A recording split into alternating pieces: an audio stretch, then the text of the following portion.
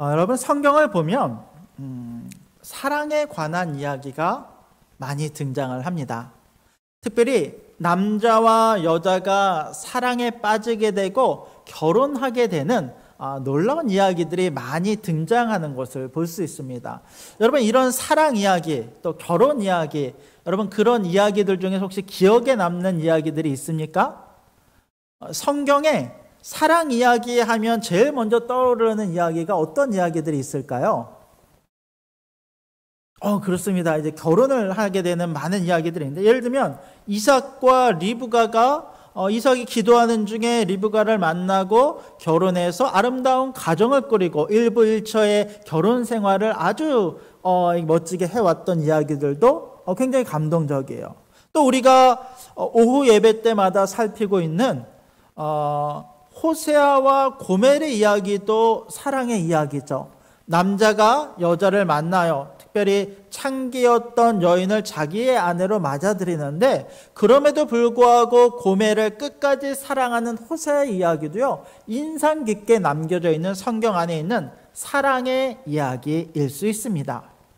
또 하나의 사랑 이야기를 꼽으라라고 한다면, 저는 오늘 이 성경에 나오는 야곱과 라헬의 이야기를 꼽고 싶어요. 라헬이 그의 아내였던 라헬을 아내로 맞이하기까지 그를 사랑하는 마음이 얼마나 컸던지 오랜 기간 동안 그 라헬을 위해서 헌신하고 수고했던 모습을 우리는 오늘 성경에서 발견할 수 있다라는 것입니다. 오늘 말씀은 이와 같은 사랑의 이야기를 담고 있어요. 그런데 여러분, 성경을 보면 남자와 여자가 만날 때 주로 등장하는 장소가 하나 있습니다. 어떤 장소인지 아십니까? 많이 등장하는 장소 중에 하나가 뭐냐면 우물이라고 하는 장소예요. 이 우물은 역사가 일어나는 장소입니다. 그래서 예를 들면 예수님께서도 사마리아 여인을 우물가에서 만나셨죠. 당시에 이제 우물가는 쉼의 터전이기도 했기 때문에 사마리아 여인을 만나시고 내가 영원히 목마르지 않는 생수를 주겠다 약속하신 것도 우물가였어요. 또 아브라함의 종이 이삭의 배우자를 찾기 위해서 이 하란 땅으로 가다가 이 리브가를 만났던 것도 바로 이 우물가에서 그 놀라운 역사가 벌어졌다는 거예요. 오늘 성경에 나오는 이 말씀도 마찬가지입니다. 야곱이 우물가에서 운명적으로 그의 아내가 될 라헬을 만나게 됩니다.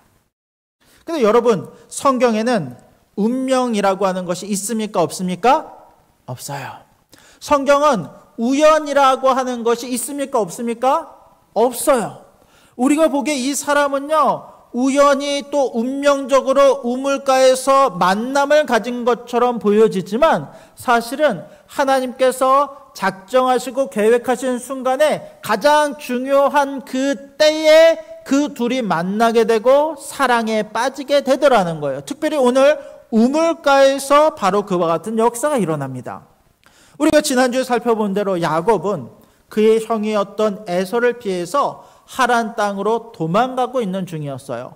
도망가다가 지난주에 본 대로 베델이라고 하는 곳에서는 하나님을 만나서 이제 나의 하나님, 야곱의 하나님으로 그 하나님의 약속을 받기도 하였고, 또 그 가운데 하나님께서 네가 다시 안전하게 이곳까지 이르기까지 내가 너를 반드시 지키고 너와 함께 하시겠다라는 그 약속을 야곱이 받았어요. 그리고 나서 그 야곱이요, 하란 땅 바단 아람을 향해서 계속 그 여정을 이어가고 있습니다. 한번 지도를 한번 보여주시겠어요? 지도를 보면 이 거리가 가까운 거리가 아니에요. 브엘세바는 저 이 남쪽에 있고, 저 하란이라고 하는 것은 이 요단강을 올라가서 저 동방 땅 저 꼭대기까지 올라가야지만 하란 땅에 도착을 하는 거예요. 중간에 베델을 잠깐 들리면서 한 달의 여정을 거쳐서 비로소 하란 땅 근방에 이르렀어요. 오늘 성경 보면 이제 동방의 땅이라고 나오는데 이 동방의 땅에 이르렀어요. 그곳에 이르렀는데 마침 우물이 하나 있는 거예요. 우물가에 가까이 갔더니 그곳에 목자들이 자신들의 양떼를 가지고 조금 이른 시간에 그곳에 앉아 있습니다. 이 야곱이 물어, 야, 너희가 왜 이곳에 그냥 앉아있느냐라고 물었더니 이 목자들이 뭐라고 이야기하냐면, 아직 해가 중천에 떠서 물을 기를 때가 아닙니다. 많은 목자들이 약속된 시간에 날이 저물 때에 이곳에 오게 되면 그제서야 우리가 우물물을 퍼서 양떼들에게 먹을 것입니다 라고 이야기를 해요. 근데 그때 왜 그런 이야기를 하냐면, 우물가에 무엇이 있었냐면 우물을 덮는 돌이 하나 있었다는 거예요. 우리 말씀을 같이 한번 읽어볼까요? 우리 3절 말씀을 같이 한번 봅시다. 3절 시작. 모든 떼가 모이면 그들이 우물 아귀에서 돌을 옮기고 그 양떼에게 물을 먹이고는 우물 아귀 그 자리에 다시 그 돌을 덮더라. 그러니까 보통 우물가에는 돌을 덮어 놓는다는 거예요. 돌을 덮는 이유가 뭘까요? 우물을 보호하기 위해서, 약속된 사람이 아니고 다른 사람의 우물을 함부로 사용하지 못하도록 그 소유권을 주장하기 위해서, 또 나쁜 사람이 나쁜 마음을 먹고 그 우물에 독을 풀면 안 되잖아요. 그러니까 우물은요 항상 막아놓고 있다가 목자들이 약속된 시간에 모이면 두세 사람이 드는 그 돌을 가지고 함께 힘을 합쳐서 돌을 옮기고 나서야 물을 떠서 먹이는 거예요.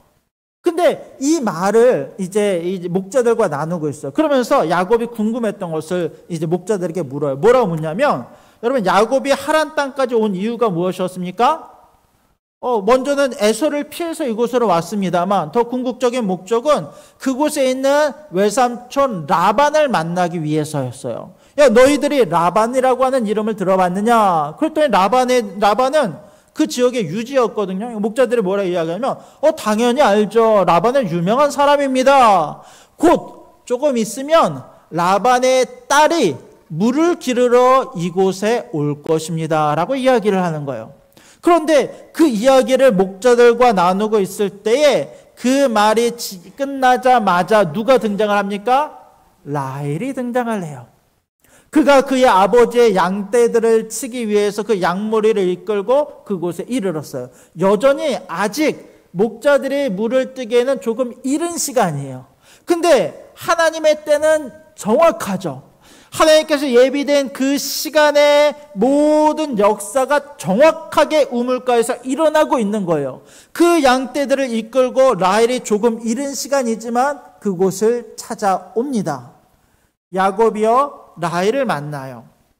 이 라헬은 이제 라반의 두 딸 중에 한 명입니다. 라헬을 만나고 보았는데 라헬이 너무 아름답고 라헬이 너무 지혜롭고, 또 라헬이 보통의 사람들 같은 경우는 남자들이 그 양떼를 치는데 이 라헬은 얼마나 씩씩했던지 아버지의 양떼를 친히 몰고 마치 맏아들과 같은 역할을 하는 그 라헬을 보고 단번에 야곱은 라헬을 사모하는 마음을 가지고 첫눈에 반하는 그 마음에 격동하며 그 라헬을 처음 이게 만나게 되는 거예요. 그걸 어떻게 하는가?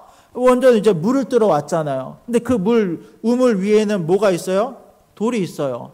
돌은 원래 두세 사람의 장정에 옮길 수 있는 거예요. 근데 야곱이요 갑자기 심이 솟아요. 이게 남자들은요 사랑하는 여자를 만나면 갑자기 이렇게 초인적인 심을 발휘할 때가 있어요.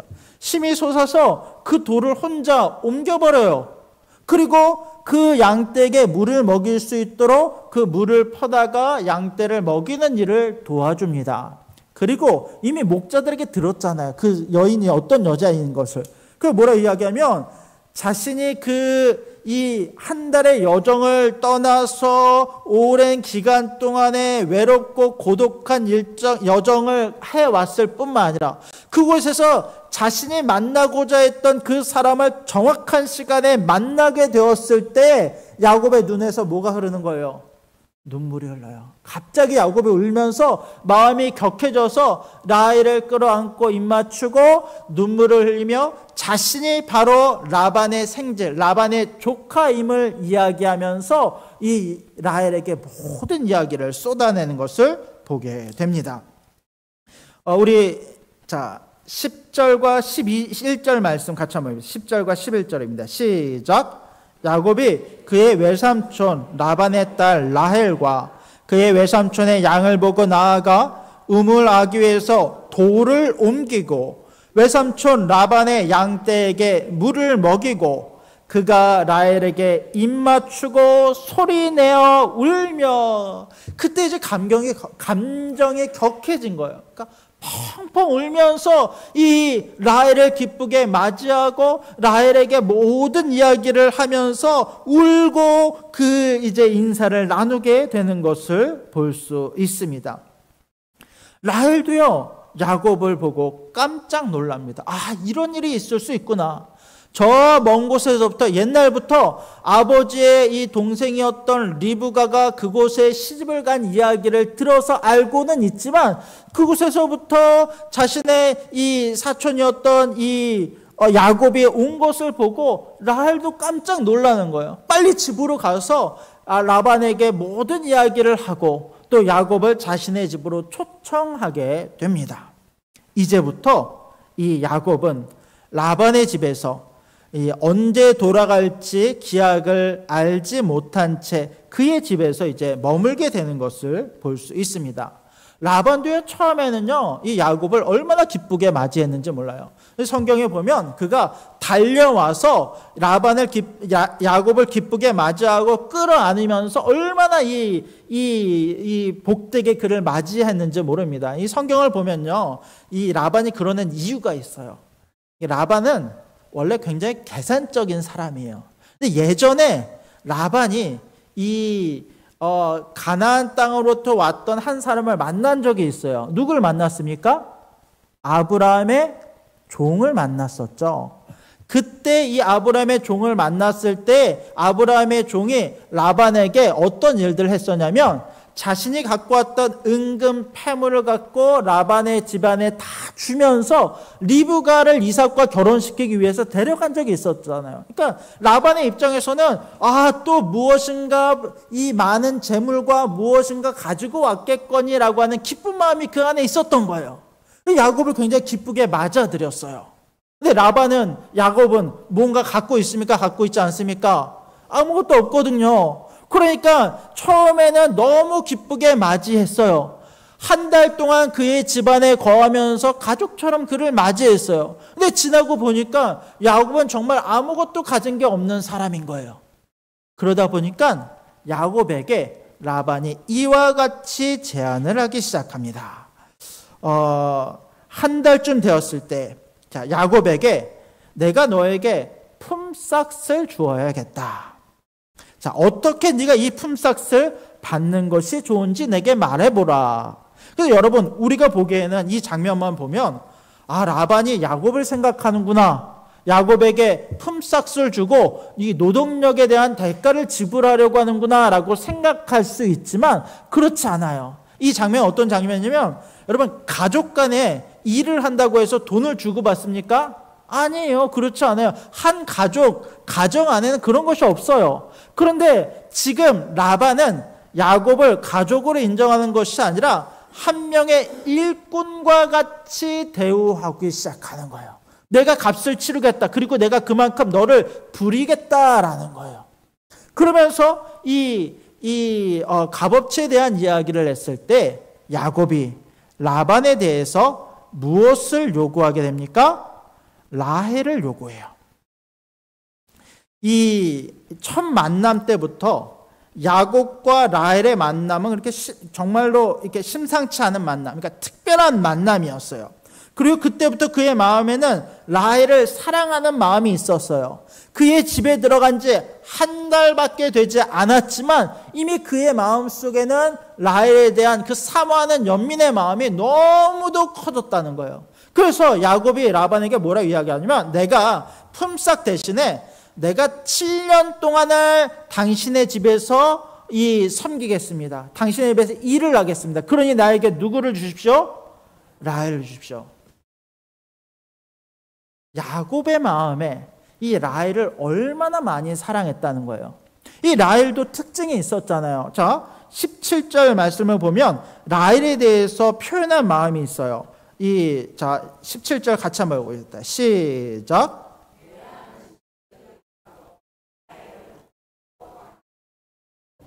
라반에게는 2명의 딸이 있었어요. 첫째 딸의 이름은 처음 등장합니다만 레아라고 하는 이름의 딸이었고, 둘째 딸은 라헬이라고 하는 딸이었어요. 근데 이 두 사람을 표현하면서 이 표현 방식이 너무 달라요. 라헬에 대해 표현할 때는 뭐라고 이야기합니까? 곱고 아리따우다. 라헬은 곱고 아리따대요. 누가 보기에도, 어떤 남자가 보기에도 첫눈에 반할 만큼 너무 아름다운 여인인 거예요. 그러니 야곱이 사랑에 빠졌죠. 그런데 재미있는 것은 뭐냐면 레아에 대한 표현이에요. 레아에 대해서는 뭐라고 표현합니까? 시력이 약하다. 근데 이제 개역 개정에서는 이 표현이 사실 정확하지 않아요. 이제 시력이 약하다라고 하니까 왠지 막 못생기고 되게 못났고 눈도 안 좋고 이렇게 표현하는 것처럼 보이지만, 실제로 헬라어 원문을 이제 표준어 성경이든지 현재 성경에서 번역한 것을 보면 뭐라고 번역을 하냐면, 레아는 눈매가 부드럽고 라고 하는 표현을 써요. 그러니까 눈매가 부드럽다, 선한 눈매를 가졌다라고 하는 표현이에요. 어쨌든 이 두 사람은요, 성경의 표현대로라면 한 사람은 눈매가 부드러운 사람이었고, 한 사람은 몸매도 좋고 아름답고 굉장히 누가 보기에도 이쁜 여인이었다는 거예요. 야곱은 라헬을 사랑합니다. 너무너무 사랑해요. 그래서 심지어 그 라헬을 얻기 위해서 내가 몇 년 동안을 수고하겠다는 거예요. 7년을 수고하겠다는 거예요. 여러분, 군대 생활 2년도요, 시간이 얼마나 안 가는지 몰라요. 근데 한 여인을 얻기 위해서 내가 7년을 수고하겠다는 것은요, 그가 할 수 있는 모든 것을 다해서 내가 수고를 마지 아니하겠으니 그 딸을 내게 달라라는 거예요. 이런 것을 이제 뭐라고 이야기하냐면 찐사랑, 진짜 많이 사랑했다는 거예요. 제가 아내와 결혼한 지 벌써 15년이 되었어요. 예, 찐사랑입니다. 저는요, 15년이 됐지만 아직도 15일이 된 것처럼 너무너무 좋아요. 야곱이요, 7년 동안 라헬을 위해서 수고했는데 그 7년을 며칠같이 여겼더라, 수일같이 여겼더라 라는 표현을 사용할 만큼 그녀를 위한 사랑이 진짜 사랑이었고 진짜 마음이었다라고 성경은 표현하고 있다라는 것입니다. 우리 20절 말씀 같이 한번 해주세요. 20절 말씀 시작. 야곱이 라헬을 위하여 7년 동안 라반을 섬겼으나 그를 사랑하는 까닭에 7년을 며칠같이 여겼더라. 그 7년이라는 시간이 며칠처럼 여겨질 만큼 너무도 그 사랑하는 마음이 컸고 그 시간을 그와 같이 보냈다라고 이야기를 합니다. 그리고 약속한 시간이 흘렀습니다. 7년이 지나 약속한 때가 이르게 되었어요. 그 약속한 마지막 날에 야곱의 마음이 어땠겠습니까? 얼마나 설레고 기대하는 마음이 그 안에 커졌겠습니까? 마침 라반도 사람들을 다 모아놓고 결혼식 잔치가 그곳 가운데 벌어집니다.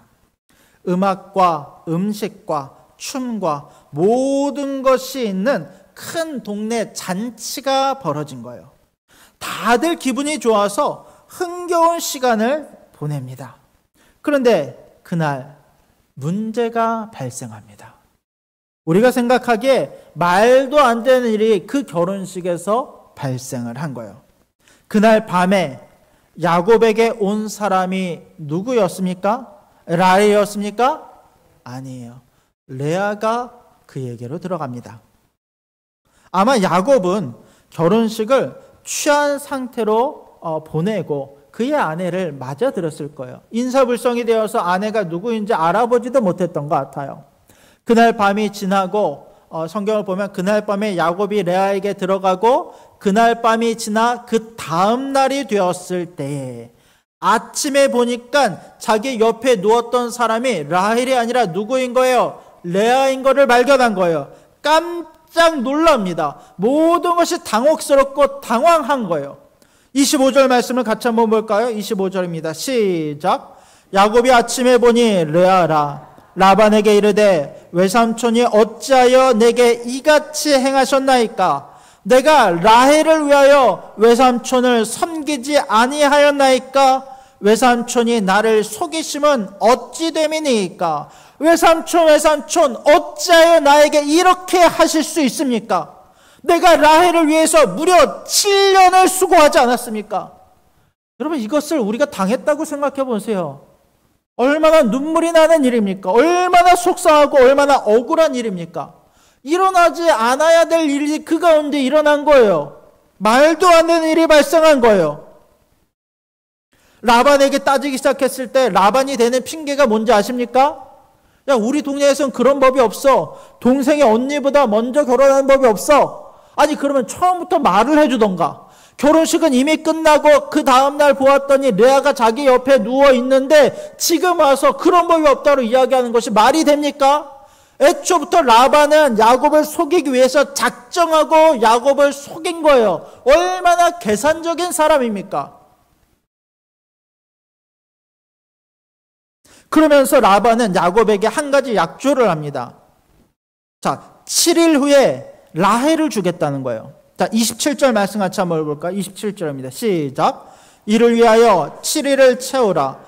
우리가 그도 내게 주리니 내가 또 나를 7년 동안 섬길지니라. 이 말이 뭐냐면 네가 레아와 같이 7일 동안 신혼 기간을 보내고 나면 내가 라헬도 너에게 주겠다. 대신의 조건이 뭐냐면 네가 앞으로도 7년 동안 나의 종과 같이 이 모든 일꾼과 같이 그 일을 7년 동안 더 해라 라고 야곱에게 약조를 시키는 거예요. 미치고 팔짝될 일이죠. 어떻게 이런 일이 발생할 수 있습니까? 굉장히 불합리합니다. 7년을 수고했는데 왜 그를 속입니까? 또 이 시간을 왜 7년을 덧붙여 갖고 레아의 시간까지 계산을 해서 14년을 일꾼으로 보내게 합니까? 말이 안 되는 계산법이잖아요. 그런데 여러분, 그거 아십니까? 지금 여기서는 라반이 그 딸들을 두고 야곱을 속이고 있어요. 그런데 야곱도 똑같이 다른 사람을 속였기 때문에 지금 여기 있는 것 아닙니까? 야곱은 그의 형 에서를 속여서 그의 장자권을 빼앗았어요. 아니, 그때 이 에서가 얼마나 미치고 팔짝질 일이었어요. 근데 그것을 지금 야곱이 똑같이 당하고 있는 거예요. 야곱은 그의 아버지였던 이삭을 속여서 그 축복을 가로채서 통째로 자기 축복으로 만들었어요. 에서는 그를 죽이고 싶을 만큼 그를 미워할 정도로 그 일을 행하고 모든 사람을 속이고 왔던 사람이 야곱 아닙니까? 근데 야곱이요, 라반을 통해서 거울 치료받고 있는 거예요. 자기가 했던 일들을 똑같이 당하면서 아버지의 마음이, 에서의 마음이 이와 같았구나라고 하는 것을 비로소 깨닫게 되는 거예요. 여러분, 이 라헬과 야곱의 결혼식으로 인해서 여러분, 유대인들은요, 지금도 재미있는 전통이 하나 있어요. 유대인들도 이제 전통식의 이 결혼식을 합니다. 유대인들의 결혼식 보면요, 굉장히 흥에 겨워요. 그래서 랍비들 데려다 놓고 음악과 막 흥겨운 춤의 자리 있고요. 이 남자와 여자 처음에 이제 커튼을 가지고 구분해 놓고 이제 각각의 어떤 파티를 즐기다가 이제 결혼식을 하면서 서로 연합하는 시간을 가져요. 그때 이제 여자들은요, 보통 얼굴에 뭘 써냐면 너울 같은 걸 써요. 우리나라 이제 옛날에 이제 면사포 쓰듯이 너울 같은 거를 써요. 근데 이 결혼식을 보면요, 유대인들 결혼할 때 그 중간에 이 너울을 벗기고 얼굴을 꼭 확인하는 시간들이 있어요. 왜 그랬겠어요? 오늘 야곱과 같이 똑같이 실수하지 말라고 그 이제 과정이 이제 유대인들의 결혼식 가운데는 지금도 있다라는 것입니다. 어쨌든 야곱은요, 이 약속을 받아들여요. 그는 라헬을 너무 사랑했기 때문에 7년의 시간을 라반의 집에서 보내게 됩니다. 라반의 두 딸을 자신의 아내로 맞이하게 되는 거예요. 자, 그렇다면 여러분, 제가 질문 하나 드리겠습니다. 오늘 이 결혼식에서 가장 속상했던 사람이 한 사람 있다면 과연 누구일까요?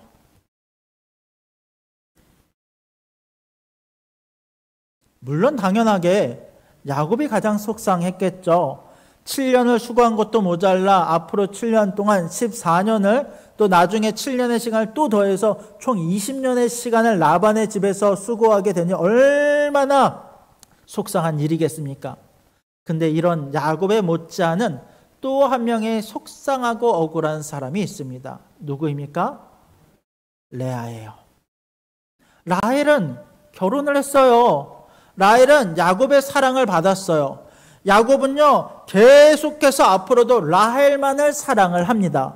얼마나 라헬을 사랑했던지 나중에 자녀들을 13명의 자녀들을 낳거든요. 12명의 아들들과 1명의 딸을 낳거든요. 근데 그 낳은 이 자녀들 중에서도 누구를 제일 많이 사랑하냐면 자신이 사랑해서 결혼했던 라헬의 두 아들 요셉과 베냐민만을 얼마나 편파적으로 사랑하는지 몰라요. 심지어는 요셉을 위해서는 그를 위한 채색 옷을 그에게만 입혔을 만큼 그는요 앞으로도 라헬만을 생각을 하였고, 실제로 이 이야기가 진행되어지는 과정을 보면 마치 라헬은 그의 정실처럼 여겨지면서 모든 사랑을 라헬과 라헬의 자녀들에게 쏟아붓는 것을 알 수 있어요. 그러나 그에 비해서 사랑받지 못하는 사람이 있다는 거예요. 계속해서 야곱의 외면을 받는 사람이 있다는 거예요. 누구입니까? 레아예요. 첫째 딸이었던 레아.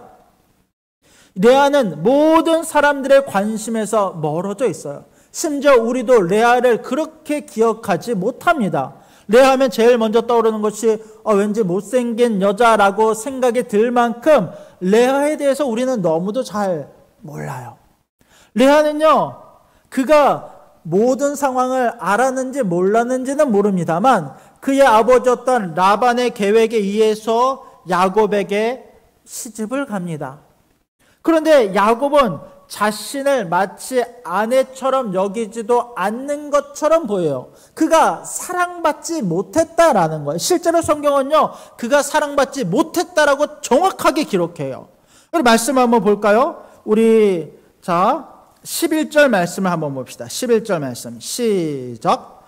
여호와께서 레아가 사랑받지 못함을 보시고, 11절 아니죠? 몇 절인가요?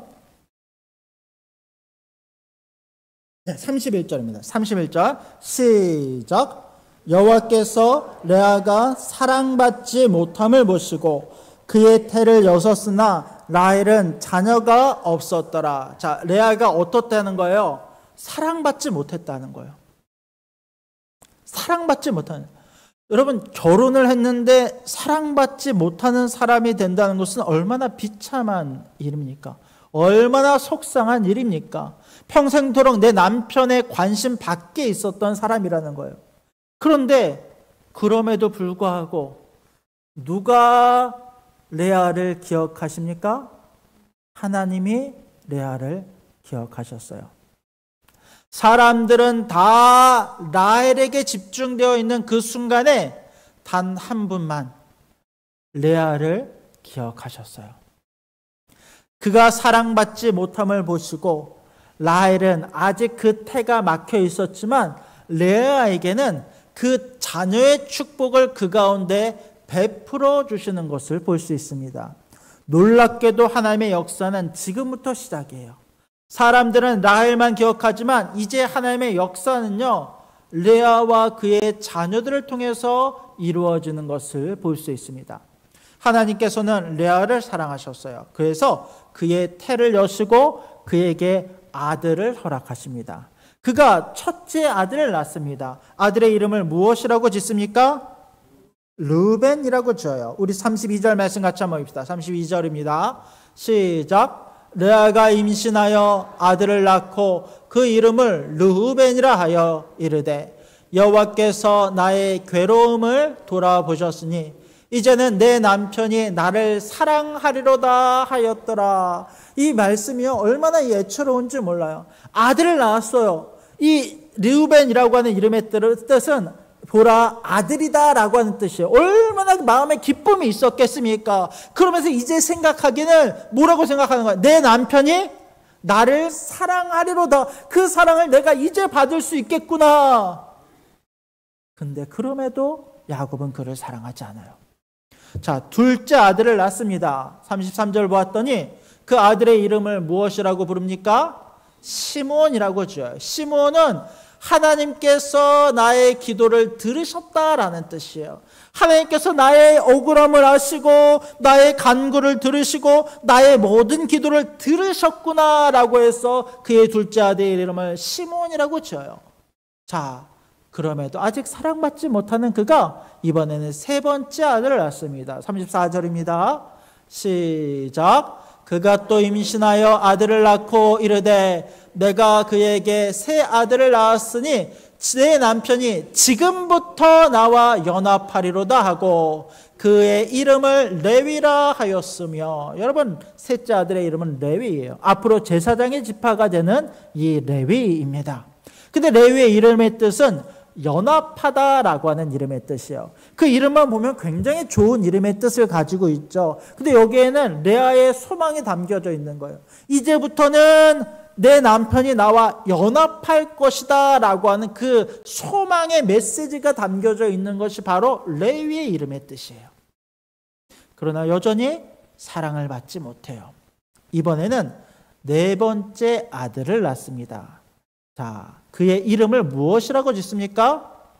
유다라고 지어요. 자, 35절 말씀 같이 한번 읽읍시다. 시작. 그가 또 임신하여 아들을 낳고 이르되 내가 이제는 여호와를 찬송하리로다 하고 이로 말미암아 그가 그의 이름을 유다라 하였고 그의 출산이 멈추었더라. 자, 아들을 낳고 그의 이름을 유다라고 해요. 여러분, 유다의 이름의 뜻은 무엇입니까? 찬송하리로다. 내가 하나님께 영광 돌리고 하나님을 찬송하리로다. 이제 레아는요, 남편에게 계속해서 모든 것을 기대하면서 내가 당신과 연합하고 내 아들을 보소서, 나를 사랑하소서, 이런 어떤 이름의 제목들이었는데 이제는 레아가 남편을 보는 것이 아니라 누구를 보기 시작해요? 하나님을 봐요. 내가 하나님을 찬송하리로다 라고 고백하는 거예요. 여러분, 이 유다는요, 나중에 모든 이 장자의 언약과 축복을요, 여러분, 우리가 요셉의 이야기를 기억하지만 사실 요셉이 그것을 받은 게 아니에요. 요셉은 그 과정 중에 한 부분을 하나님의 도구로 사용받았던 위대한 하나님의 사람이었고, 그 장자의 언약은 누가 계승하게 되냐면 바로 유다가 계승하게 되는 거예요. 유다는요, 나중에 메시아가 예수 그리스도가 이 유다의 가문에서 탄생하는 것을 우리가 보게 되더라라는 것입니다. 그는 이와 같은 하나님의 은혜를 경험해요. 이 마지막 절에 보면요, 자, 그의 출산이 멈추었더라라고 나오는데, 여기서 출산이 멈추었다는 것은 하나님께서 그의 태를 닫으셨다라고 하는 뜻이 아니라 더 이상 남편이었던 야곱이 그와 함께 잠자리를 갖지 않았다라는 뜻이에요. 나중에 보면 이제 합한채 얘기를 보면 이제 그 합한채의 이야기가 연결되는 게 바로 이런 장면입니다. 그래서 그가 그의 남편과는 더 이상 이제 관계를 하지 않고 나중에 되어서야 이제 합한 채를 팔고 이 남편과 관계를 맺고 또 다른 자녀들을 낳게 되는 이야기가 쭉 이어지는 것을 볼 수 있습니다. 여러분, 오늘 우리가 이 말씀을 살피면서 처음 시작은 뭐라고 제가 시작을 했냐면 야곱과 라헬의 사랑 이야기다라고 이야기를 시작했습니다.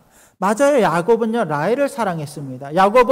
라헬은 야곱에게 사랑받는 자였습니다.